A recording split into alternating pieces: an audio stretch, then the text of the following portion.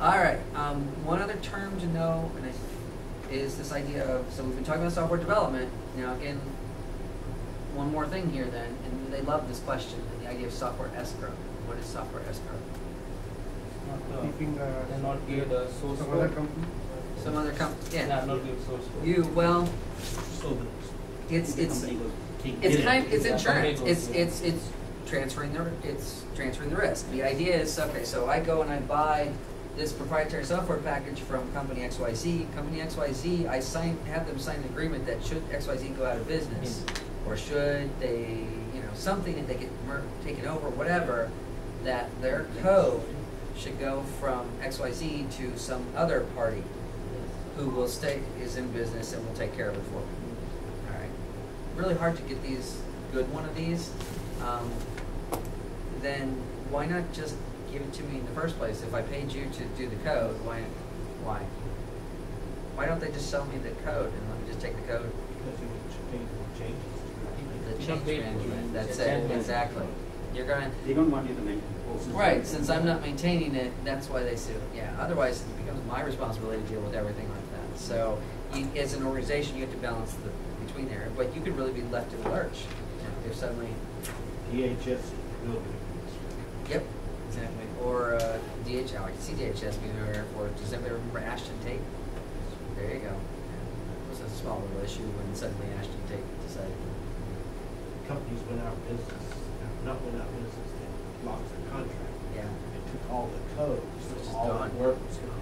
Yeah. All the work was gone. It was starting all over. This happened to. Well, actually, this happened to NASA on occasion. It's happened in NIST a few times. FEMA. Yeah, this happened to them. So the company either lost the contract or whatever, and suddenly start all over. There went your taxpayer dollars.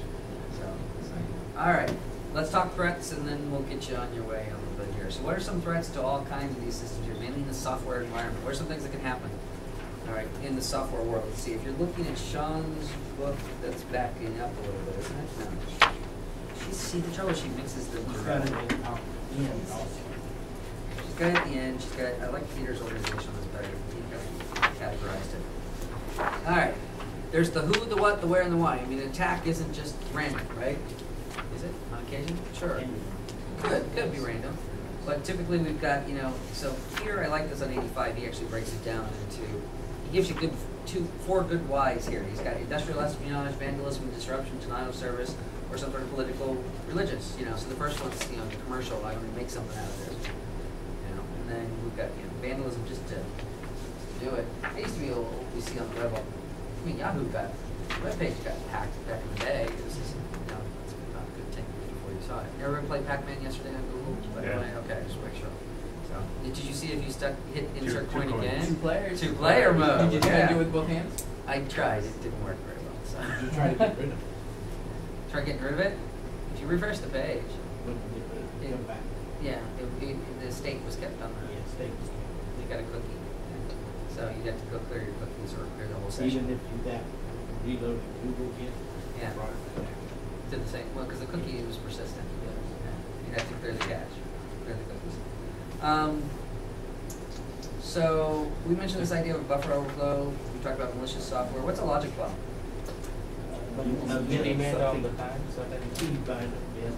Yeah, the ancient classic example. I got teased because this is the only example I came up with, but it was old, and that was Michelangelo, which was basically it is old. I know it was the March 6th. It would trigger the Michelangelo virus. Its trigger was Michelangelo's birthday, March 6th. What was another one? There was another. Fannie Mae had something like this happen. Somebody actually left in their system. They fired somebody. Somebody had left in the system and they lost some data because essentially it just went kablooey after it was like the dead man's switch, and since he wasn't there to hit the button, boom. There you go. It's if you watch Lost, it's what Desmond had to do every time in the whole news. Yeah, that's the logic bomb. If he stopped, boom. Okay. All right. Sorry. Movies. So object reuse we talked about. Mobile code. We know what that is. Social engineering. Ooh, what's social engineering? Little piece of information from Tend to be somebody else. Yeah, exactly. Sure. You want to have some fun? All right. I say we should, as a project, we need to go do we'll do the project where we'll see if we can call up and say, hi, we're with tech support, and we noticed you were having trouble with your account. You know, so we'd like to help you reset your password. Yes. I haven't had a lot of emails from it. You get your emails? I get We have a UPS lot- all the time. A lot of our users are having emails that the, Lockdown. we need to reset your password or whatever your this space I've got to put and for us to be able to do anything. It's No, just crazy. UPS sends me an email every day that I've got a package waiting, Yes. and if I don't come and get it, you Yes, know, yes. so just click this file to fill out the form, and I can come and get it. So yeah, sure. Or the what's the other one? Account control, bank account control. Yeah, I've had Chase keep sending me to reset my password. I've never had a Chase account in my life, so you know, hey, that's good. Well, you know, no one said that spam was well documented or well researched, but right. It's useful. But it's useful. I mean, but it's not useful. Successful. It's successful. Otherwise, well, the thing is, you have a great business model. How successful do you have to be with spam messages to actually make it worth your while? You get one out of several, even 100,000 you send out. It's negligible to send out 100,000 emails versus sending out one email. So you get one sucker out there who decides to give you their 10 grand life savings. You know, Granny pulls the stuff out from under the mattress or something and mails it to you. Enough. That's it. That's all you need. So good to go. So yeah, it's going to stick around. But on the flip side of that, though, how many of you have noticed that? I mean, how is spam really still a big problem for you on your client sheet? I mean, I hardly get anything to my client. I mean, where it's a problem, who's it? Why? So then, why do you hear all this big screaming about it all the time? Still to this day, even Bill Gates guy usually you can find a rant. He was ranting about it at one particular thing. Why? It's 90% of the traffic. It's the traffic, it's the servers, and the servers have to deal with this stuff all the time, you know. And so you have to build if you are building an email server, you know, you're going to set up an Exchange server, whatever, whether it's Microsoft or not. You've got to account for this much traffic. That is, you know, 9 to 10 times what you'd have to do just for your users. So yeah, it's still a problem, but it's Our business model is based upon us sending out bids from the government to user base for 30,000 users. Yeah. Saying, you know, Department of State wants to buy X. Yeah. And certain vendors just don't get because they're being blocked. Yeah, because they just Because AOL, it's, you know, it's the group. It's, you know, so if somebody is just sitting there going, "This is spam. I don't want to hear from Fedbit anymore." Then we get.